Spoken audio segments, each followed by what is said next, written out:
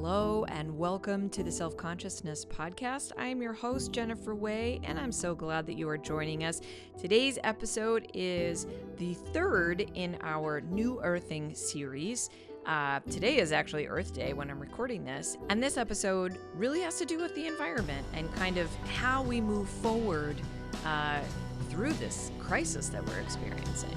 So today I talk with Isaiah Green, who is the founder of a local company, actually, to me in New Jersey. He's the founder of Green Bucket Composting. It's a company with a simple but powerful mission to keep as much food waste as possible out of landfills and incinerators. So this company offers more accessible composting services to households, to businesses, and cities, helping to shift how we think about waste and sustainability. We get into what it's really like to build an eco-conscious business, what it takes to scale, to stay aligned with your values, and to work with the often slow-moving systems of local legislation and community engagement. So Isaiah shares some quite fascinating details about food waste management that might surprise you. And we also talk about the emotional reality of entrepreneurship, what keeps him going, and how he stays positive through the challenges. Honestly, this conversation is a reminder that small actions can ripple out into meaningful change, and that rooted, grounded, heart-led work really can make a difference. I'm so excited for you to join me in this talk today, me and Isaiah. It's a wonderful conversation. And stick around. Welcome, Isaiah Green, to the Self-Consciousness Podcast. It's so great to meet you and have you on. Yeah, likewise. Thank you, Jennifer. Yeah. So my first question is, did you get introduced to kind of like eco-consciousness or like living sustainably when you were younger? I guess to a certain degree, it wasn't something that was explicitly like sort of drilled in, but just certain tenets like not littering, ensuring, using energy only when you needed it, not being wasteful with water, just things that I think, well, I assume, everyone sort of gets the spiel on. That was sort of my baseline. And it wasn't until I got older where I started noticing things that maybe I could do that perhaps went a little bit extra than just, preserving what we had. But no explicit, tree hugging or granola upbringing on my end. Yeah. So what was it that kind of like sparked it for you where you were like, I'm going to actually go into business doing this. And right now you own you're the founder of Green Bucket Compost, Correct. and you're a Yep. composter in are you in the tri-state area, or is it just New Um, Jersey for now? just New Jersey for now. Okay, cool. All right. So what was the spark? Yeah. So prior to starting the company, I was actually working for a financial publication in Midtown, and that was a really rewarding career. I enjoyed it. But then the pandemic hit, and I knew even before then that I sort of wanted to do something. One, start a business, and two, ideally do something that helped the earth or contributed to some sort of sustainability goal and wasn't extractive or anything that would cause harm environmentally or to anyone else. So I had been a hobby composter for a few years prior, and that coalescing with the pandemic and work from home sort of gave me a lot of time to think about these things, think about what I wanted to for my life after the pandemic or after things opened up, and it really just I was fortunate to be able to work on the idea while simultaneously also being employed at the time. Yeah. And then eventually I was able to transition to the company full time. And I've been doing that ever since. So it'll be 5 years in September. Wow. Well, congratulations, because being a Thank small you. business owner is very difficult, as most people know. Um, how has it been sort of combining, I'm just going to say, like, capitalism Yeah, and yeah, something for the environment that has like a mission behind it? What has that yeah, experience been like? yeah. For me, it was as intentional as it could have been operating in an inherently capitalist system. Sort of you play by the rules that you're given, but I think for me, I think the best way to really propel these sorts of initiatives or these sorts of industries or business ideas is to at least, adapt them to what works for now. And so, we see that, we operate in a certain society and certain things become successful as a result of that. And so if we are able to frame things like food waste recycling, plastics recycling, waste reduction, or, environmental stewardship in one way, if we can tie it to capitalism, I think that gives us an opportunity to at least bring in a lot more stakeholders who might have more influence, who might not necessarily, unfortunately, be sold by, oh, we're doing this because it's good for the environment or because, it's good for human health, Yeah. but who might, listen to more of the financial argument behind something like, oh, let's divert food waste from incinerators in the area because we can save, this much money, or we can, preserve landfill space for other things, whatever it might be. And so while, it isn't necessarily the ideal scenario, ideally, we could, sort of operate and do things outside of just, you know, from a profit driven perspective. But I think that it does allow us to understand what the sort of secret sauce is if we want to, propel any sort of business or idea. Is that, for now we are going to have to adapt it into the, society, or to the, you know, sort of system that is Yeah. built right now until, maybe something changes that. And so Yeah. I think for me that's really what um, I think makes certain businesses more impactful, is because you're sort of taking a more pragmatic approach and realizing that these are the things that need to get done in order for you to hopefully achieve these goals, and then Yeah. be in a position to maybe change the rules at least for yourself. Yeah. Yeah. Awesome. What were some of your initial challenges when you got it off the ground? Yeah, I would say, with food waste recycling or composting, it really, the biggest issue is that not enough people realize that it's an issue. For so long, it's, our waste systems have been designed to be as easy and convenient as possible, and of course that is, what they're meant to do. They're meant to keep waste off the ground, off the streets, and keep our communities clean. But that simplicity has allowed people to sort of forget that there is an afterlife for the waste that they produce. It doesn't just disappear or combust. It needs to be stored somewhere, or if it is combusted, the ash still needs to be stored somewhere, and it pollutes, and usually pollutes in pretty close proximity to where you live. So ideally, reducing the waste that we produce in general is the goal. But then when you have certain recycling streams, like I like to pick on plastic, of course, where we have invested millions, if not billions of dollars in the infrastructure to divert it and recycle it over the past 30, 40 years, depending on where you live. And we still have pretty abysmal recycling rates depending on the polymer type. I know some are highly recyclable and highly captured, but overall, a lot of plastic that could otherwise be recycled or not used still ends up in the atmosphere, in the environment. And when we look at various, or the composition of the waste breakdown of MSW, we see that organic waste, whether it be from household or household or sources, or commercial and industrial sources, all combined, in addition with yard waste, make up almost the majority of the waste that's being produced. And the technology around the recycling of organic waste is relatively easy and rudimentary. There are several options for food waste or for yard waste that don't involve going to a landfill or into an incinerator. It's Yeah. just a matter of highlighting that this material should be separated at the source, and then having the infrastructure, having the companies to be able to take that material from point A to a more sustainable processing center, whether it be an anaerobic digestion facility, Oh, a yeah. composting site, a pig farm, Yeah. Oh, and wow. yeah, depending on the feedstock, that's a Yeah. little bit more circumstantial. If you have a pumpkin smash or something, or where there is more of a constricted or Yeah. restricted feedstock. But overall, there are plenty of options for organic waste, and it's very easy to recycle, comparatively speaking, to plastic, or to or to paper, or electronics, for example. And it Oh, is yeah. such a large component of our waste output that it just seems kind of silly to not focus on this stream, in an effort to reduce the waste output and to extract value from what we're producing. So for it just seems like common sense, but it is difficult, which is sort of the bottleneck. It's hard to move tons of food waste from one place to another without Oh, maybe come on. That doing sounds it so simple. No. yeah. But yeah, the mindset behind it is Yeah. so really getting people to understand that I like to say, when let's say you're from New Jersey and you fly to Texas or Alabama and you have a plastic water bottle, you're looking for a place to put it, you're looking for the blue bin and you can't find it.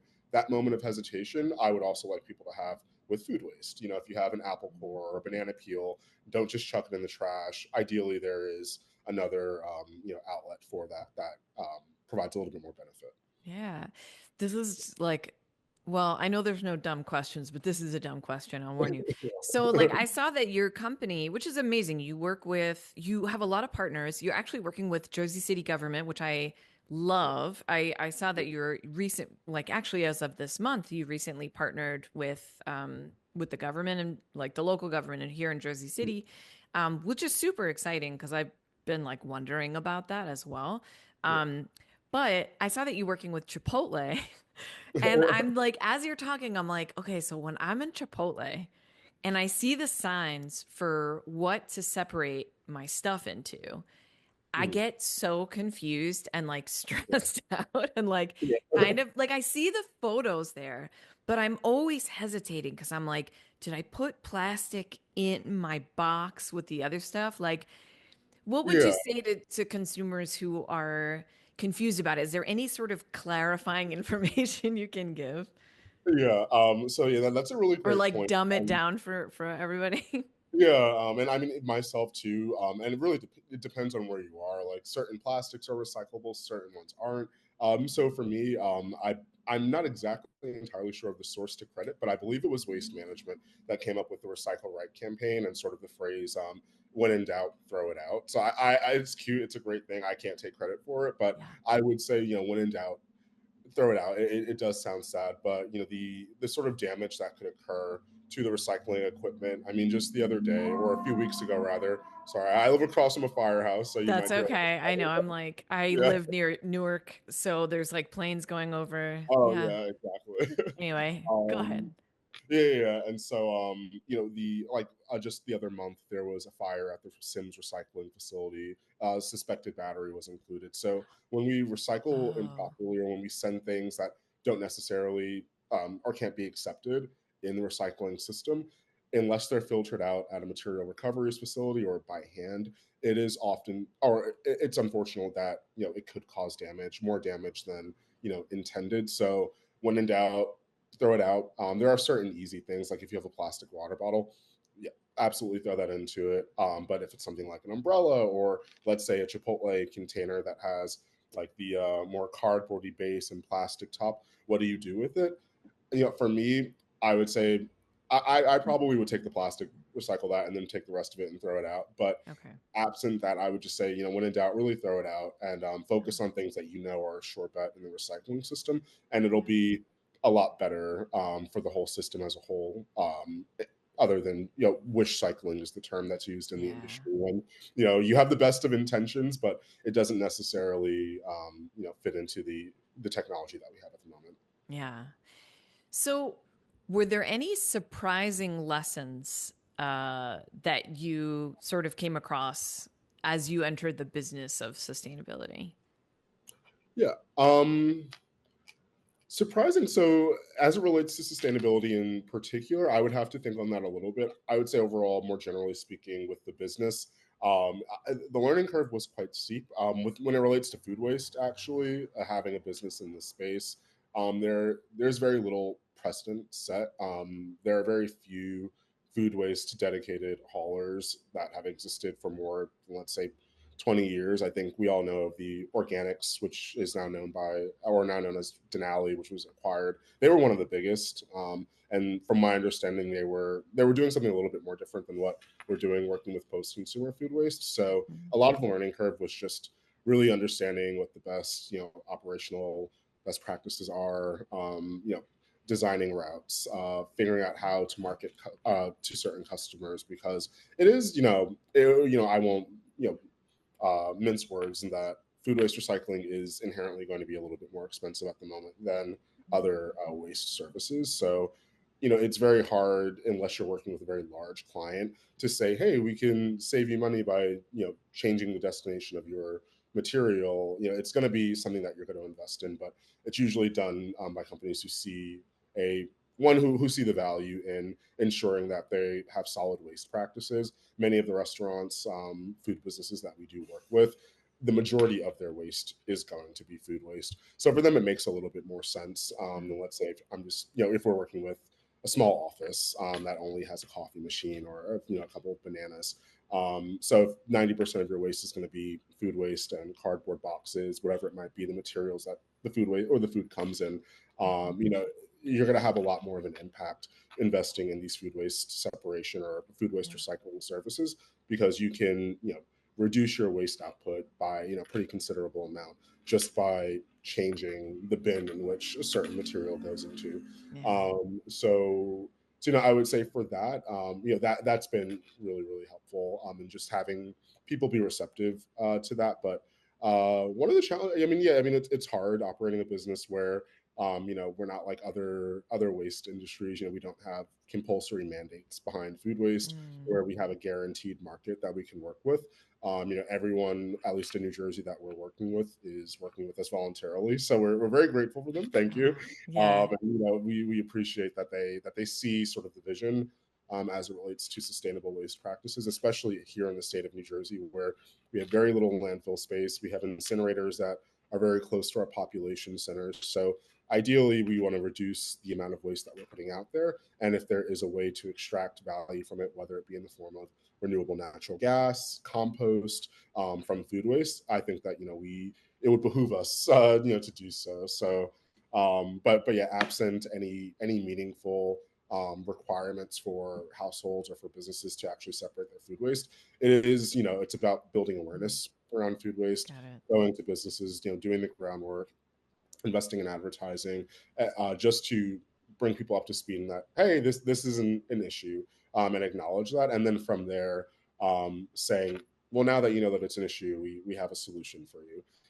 So I would say, getting that messaging out there and being able to cater it to various different stakeholders, whether it be a municipal, government or a recycling coordination team, or private business, or even a household looking to maybe have a bucket curbside picked up. So Yeah. that you find your voice over the years and you adjust and you sort of tweak things there. But yeah, early on you don't know what you don't know, and Yeah. so yeah, just I would say it was a pretty steep learning curve, but once you're there, you're there. So Yeah.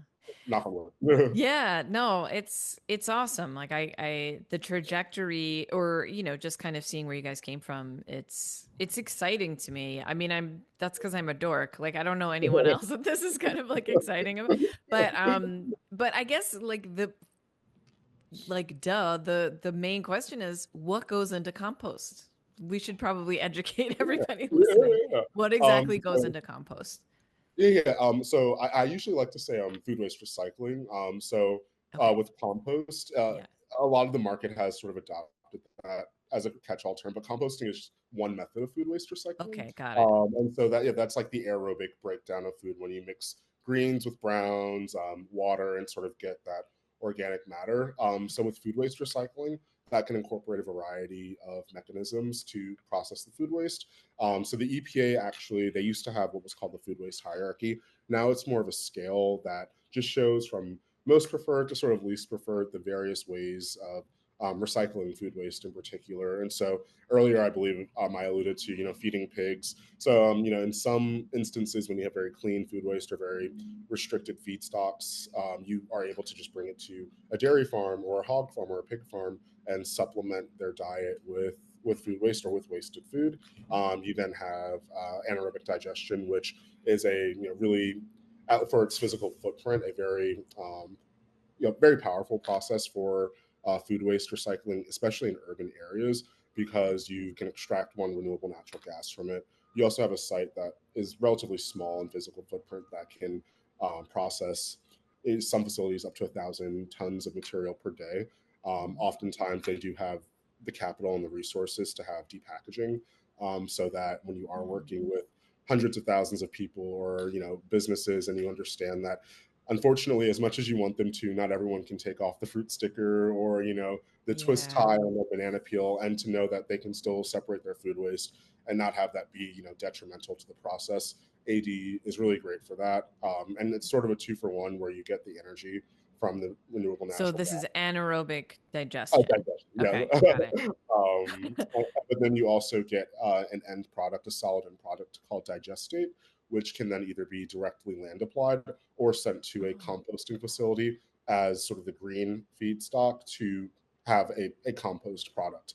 I will say, the caveat is that there might be slightly less nutritional value to mm, it as compared to raw, fresh food waste that has just been left to turn into compost. But the fact that you're able to extract energy from it and then still use it for its residual nutritional value as well as its soil mending properties, or even just directly land apply it, yeah, for us sort of makes that more preferred, and scientifically I believe also. yeah, And then you have, of course, composting, where you can bring clean food waste that doesn't have contamination or anything, mix it with wood chips or some sort of bulking agent, and let science do its work, and then you have a very rich, nutritious, organic fertilizer that can be used. Which all of the various processes that I've highlighted, I think are very appropriate depending on what type of food waste you're working with. And so, a Green Bucket, we like to say that we are process agnostic. Because we work in New Jersey, we do have one primary mechanism or outlet that we utilize, but if we were working near ranches in Texas, we would be more than happy to try to divert some of the food waste to a cattle farm or et cetera. So those are the various processes. So for us, we really do want to make sure that just because we're saying that we're doing something that's good for the environment, we also want the science to back it up. We never want mhm, to greenwash by saying, oh, just because you're yeah, separating your food waste, that means that it's better than just throwing it into the trash. Because perhaps there's a situation in which it isn't the case. If you have to travel a much longer distance, or if you have to add in unnecessary inputs into the process, yeah, it might have been actually better to just throw that into the trash and got it. send that off to landfill versus going these extra steps. So if you're going to do it, we just want to make sure we're doing it right and actually having that benefit. Yeah. Mm.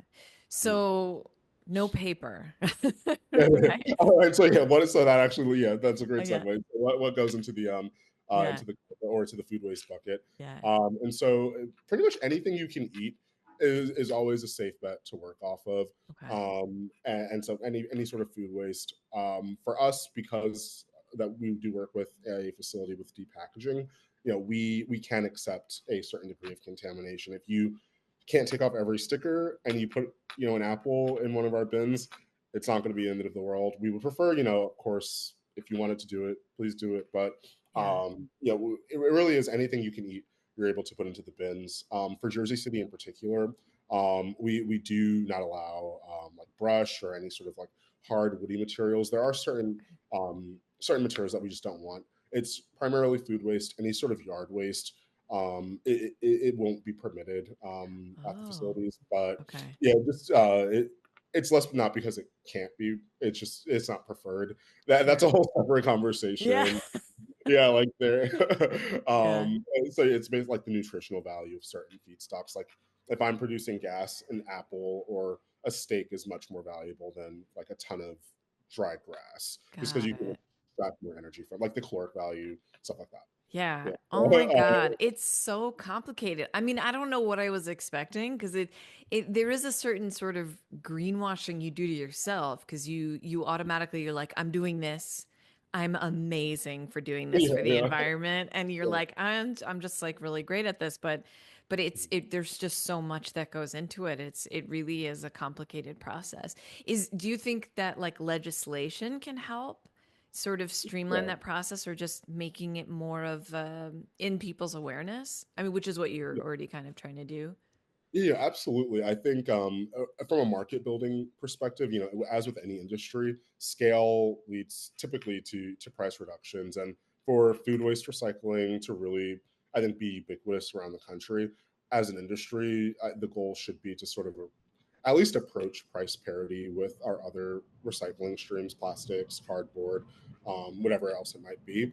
And so, in order to do that, to be able to have this sort of guaranteed market through a state mandate or some sort of legislation, that would be incredibly helpful. Then you will start to see the sort of support infrastructure that's needed expand. You'll start to see digesters build. You'll start to see companies like ours invest a lot more in trucks and in employees to ensure that we can really handle and accommodate the amount of expected feedstock or food waste that we could be getting. So I would say it would be incredibly helpful from a Yeah. market building perspective, because you would just inherently have that confidence as a business, at least, to work Yeah. off of, to say, okay, we're really going to continue to invest in this market, and to invest in the equipment and the heavy machinery and the facilities, which are all very longer term projections in this place, because we know that we should be able to do what we need to do, Yeah. and have the material that we need to do, or to Do you have to do. yeah, do you see it going in that direction? Like, do you feel like it's a positive direct? I mean, like, I know our government is perhaps not focused on Yeah, these kinds of issues, to put it yeah. lightly.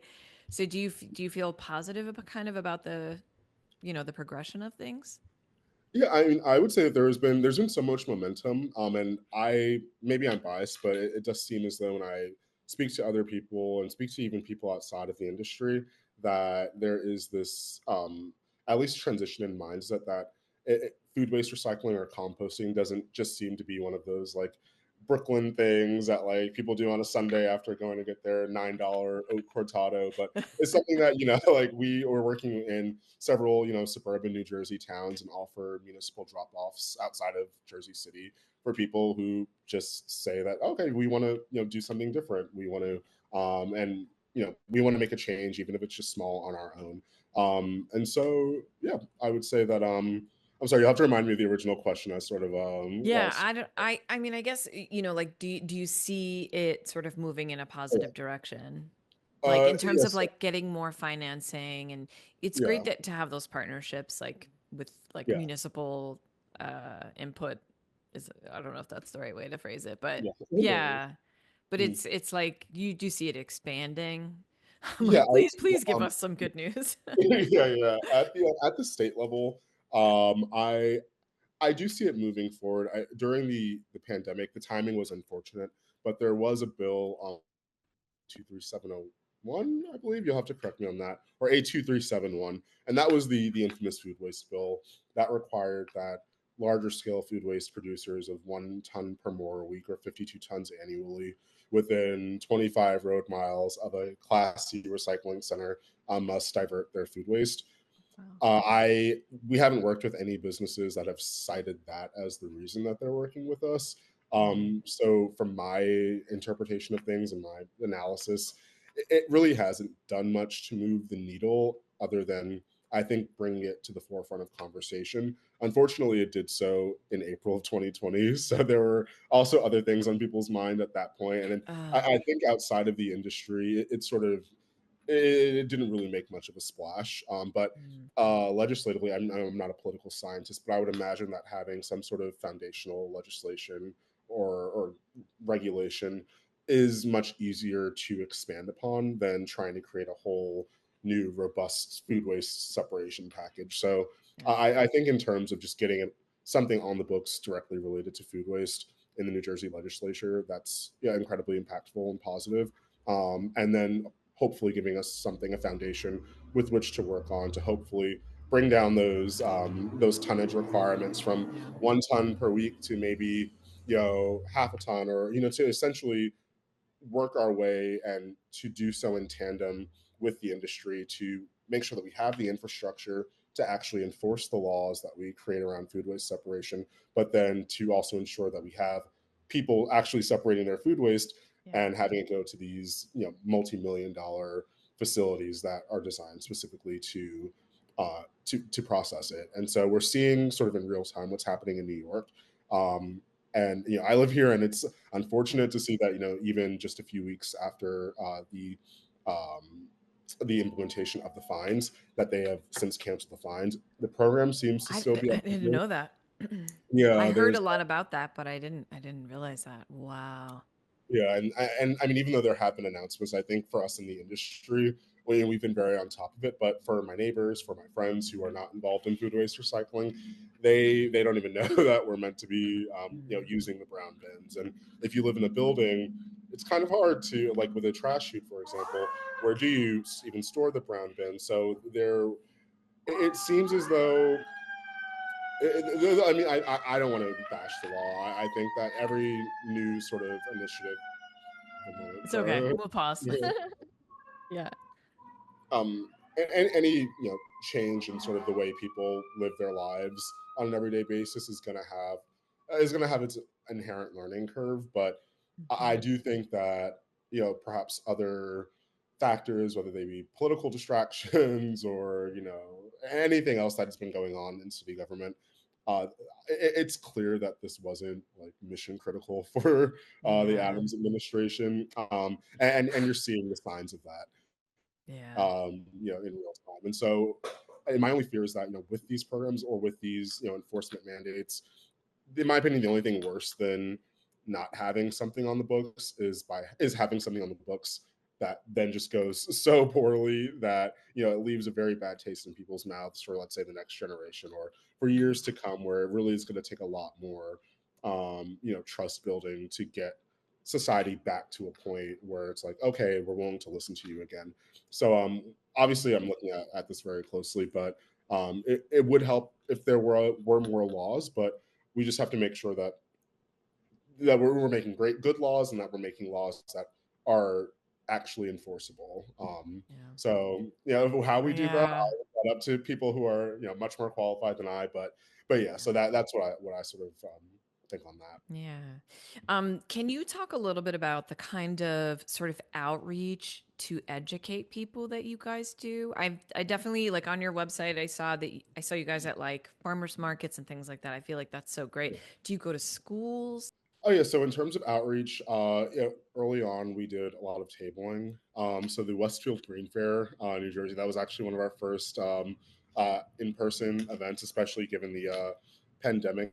But early on, we sort of designed, or I designed the sales strategy from a more virtual perspective, just given Sure. the time. So we are probably not as out there as much as other companies who I know are sort of hitting tables every weekend.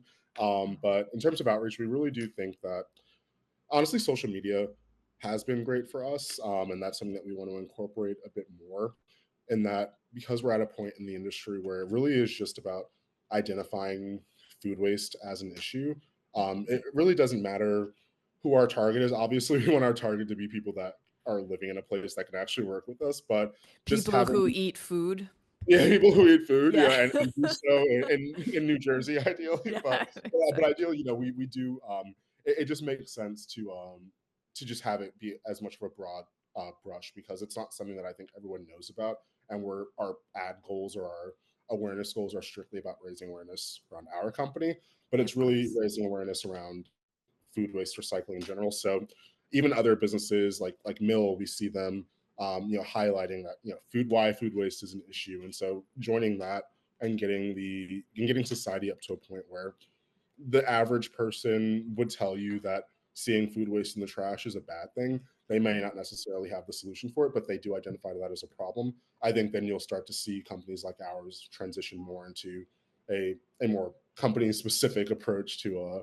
to our advertising and to our outreach. But yeah, the traditional channels, social media, or maybe not so traditional, the occasional farmers markets, and really the Earth Day fairs, I think, have been more popular for us over the past few years. One of our team members, Olivia, will actually be in Jersey City this weekend Oh, for wow. the city's Earth Day fair. Yeah, Yeah. doing more of that has been fun. And speaking to kids, we've gotten a few requests from schools, and so that's something. It's a little bit more logistically complex because we're remote. A lot of the administrative team here, so to be able to do that, it takes a little bit more logistical coordination, but Yeah. but yeah, we're certainly open to it. Amazing. So you guys, the administrative part, are you guys on the ground like picking up the buckets as well? No, so we're at Okay. the office. Yeah, we're sort Okay. of I was like, that would be yeah, really grassroots yeah, right there. that's the more operational component, which Yeah. I was involved in for the first few years of the business. Okay. And got my Yeah. hands dirty, but I've Like since literally, yeah. retired the gloves Okay. over to yeah, my back couldn't take it anymore. Oh, But wow. yeah. Yeah. Mm, Okay. So this is a little bit more of a personal question. How mhm. has this work changed you personally? Yeah, that's a great question. I would say that it certainly it makes me sort of chuckle when I see any small business influencer on social that is trying to frame this as like a glamorous life, where it's very easy. It's for me. I think it's allowed me to adjust my expectations on like what the world of entrepreneurship is, and what an entrepreneur feels like, or what it is like to be an entrepreneur. Um, and personally, I mean, I would say you definitely grow, you learn a lot. There are moments where you realize that there is no sort of, you know, external team that is out there to help you. There's no, backup. When I have more of a corporate background, it's very easy to say, okay, like this is an issue, but know that there are many resources around me for me to be able to attack it where it wasn't just on me. Whereas when you're a small business owner, or working with a very small team, you're wearing a lot of hats, and so in certain things you are going to be where the buck stops, and being comfortable making decisions that are quite consequential at times is something that you sort of grow into. But yeah, personally, I would think that just it sort of helps accelerate your sort of growth as a human when you have to do a lot of these things independently. Work with various stakeholders, hire people, manage people, work with customers, be a liaison with so many different things. So yeah, I think just a tremendous amount of personal growth, and yeah, just a more realistic sort of expectation of what the entrepreneurial life and pursuit is, at least for me. Yeah, I mean it always sounds so glamorous. Yeah, Like you said, like people love to glamorize like I'm working for myself because they'll yeah. deal with like a boss that's crappy or micromanaging, but it's like, oh, then So yeah, it's all on you. yeah. Sometimes even with the annoying boss, it's like, but at least that you can sort of there's plausible deniability where at least Yes. something goes up the food chain. Whereas other than when you are the one where it's, oh, okay, like this is all on me. So yeah, Yeah. there's benefits to both. I would say honestly the one thing is I really miss my happy hours with my colleagues when I just graduated school and was working. It Yeah. was very fun building that camaraderie with other people. And so, when you do go off into, the small business world or the startup world, whatever it might be, there's a certain amount of, isolation where it's like, okay, like I'm doing my thing here. There, unless you have, several other partners, you're pretty much on your own. So being very comfortable with Yeah. that, I think was also something that I was an only child, so I had a lot of practice with that, fortunately. But Yeah. I think that's something to also keep in mind for anyone Yeah. that might be looking to go into this. Yeah, that's great advice. I would love to talk a little bit about, so how did you get involved as with the New Jersey Composting Council? You're a board member, right? So Oh what yeah. does that organization do? Oh yeah, so that's an advocacy organization meant to spearhead food waste recycling in the state of New Jersey. So raising awareness at the legislative level, helping to connect stakeholders, whether they be large food manufacturers, universities, hospitals, to be able to create an environment that is accommodating to food waste recycling, helping to propel farmers that want to compost more of the materials that they're generating on their own. Their organization does a lot with Neuralink, so it really is just to No drive, way. around food Wow. waste. Oh, wow. Um, yeah, Interesting. and so the president Hiro, he's incredibly involved down in Trenton, and really just in speaking and holding truth to power, in that Yeah. New Jersey can be doing more as it relates to food waste. We see other states in our region doing a lot more, or having a lot more of a deliberate approach to food waste. It's also about, to a certain degree, making it easier to actually process food waste and to work as a waste company in the state of New Jersey. Due to certain historical reasons, it can be quite hard to operate a waste business, or to especially open up a processing facility in the state of New Jersey. And so when you have a food or a material that needs to be diverted and hopefully recycled locally, you need to be able to build the facilities to recycle them. And if you can't do Yeah. that, then you're sort of creating other issues from that. So really, just the NJCC's goal is to create common sense guidance to key stakeholders and influencer, or influential members of our society um, to hopefully move food waste forward, whether it be through the legislative approach or through a more market driven approach where we just get more and more of these larger scale food waste generating organizations to make it a priority to recycle their food waste and to hopefully build out a market from there. The organization also helps support companies that are looking to join within the food waste recycling industry. So Mhm. small scale haulers, compostable packaging companies. Mm. There's just so many different layers when it comes to this that Yeah. we can really draw in a lot of various participants for the organization. So that's the That's primary cool. goal, is to just to advance food waste Yeah. recycling and awareness in the state of New Jersey. Oh, that's really great. Mm. What's the future for Green Bucket? For Green What's Bucket, your yeah.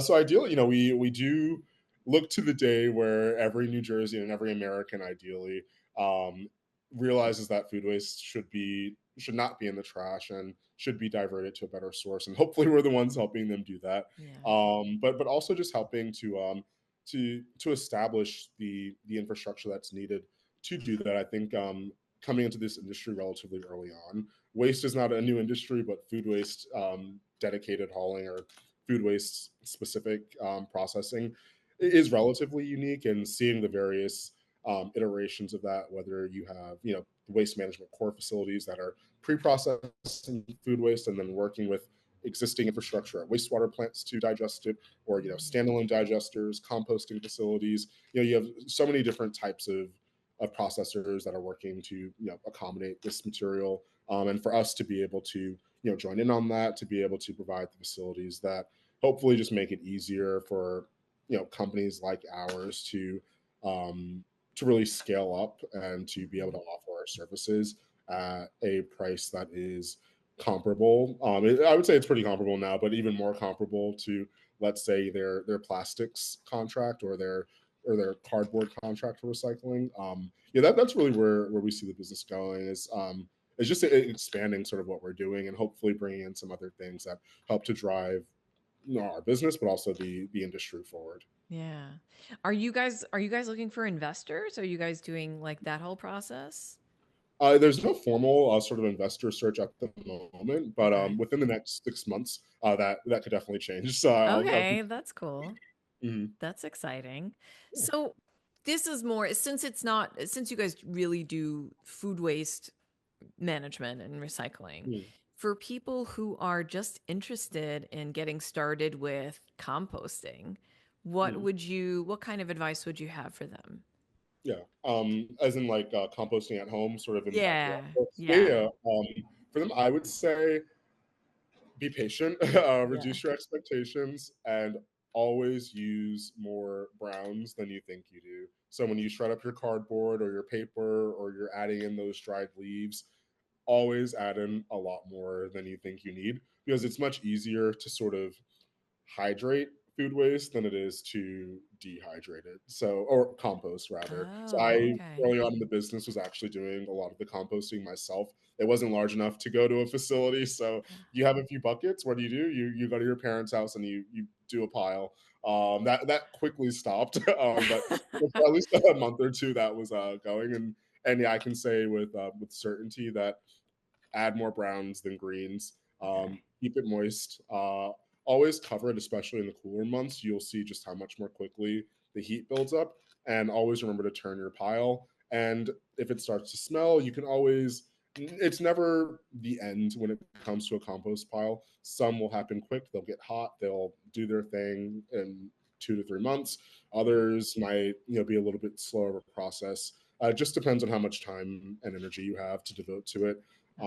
And depending on where you are, if you live near bears, I probably wouldn't add meat or any dairy or Oish. anything that could attract them. Yeah. But if you have a little tumbler in the backyard or some sort of covered device, I actually would, maybe not encourage, but wouldn't say that it's awful to put in meat in there. You'll hear some, conflicting Yeah. advice on that. But yeah, I would say biggest piece of advice: more browns than greens. Okay. And you should be fine. Do you have to, so no, do you have to have worms? Why is that in my mind? I don't even Yeah, know. Yeah, worms, they make it super easy. Okay. There is a difference between like composting on the ground and composting in a tumbler, because on the ground it's even more forgiving, because for more, let's say the less digestible or the less heat prone or breakdownable food, that's not a word, but it will That's do for, okay. We understand. Yeah. yeah. I speak that Those language. okay. That can then, if it's not broken down by the heat process, it can then be broken down by the worms. You also Okay, get okay. worm castings mixed in, which are also a great fertilizer, organic fertilizer. So it really just does help to create a more robust, nutritionally robust product when you have also some worm input. And it makes it easier. They also do a somewhat good job of aerating the pile, so you might not have to turn it as much. But yeah, if you're working in a tumbler, like little spin things, and you don't have worms or red wigglers, Yeah. then yeah, you'll have to be a little bit more on the ball with your greens, browns, and moisture ratios. But Yeah. for the most part, you should be all right with either process. Awesome. Yeah. So just to close it out, so what you Mhm. guys actually do, if I haven't explained it already Yeah. by this point, is in addition to businesses and everything, you do serve households. So Yeah, cool. so you basically people get a bucket and they just put all their food waste without the stickers, without the plastic on it, without any, wrappings or anything like that, just the pure food waste into the bucket, and then you guys pick it up once a week, right? And it's just like it's a pretty small fee, Yeah. honestly, to have that. Yeah.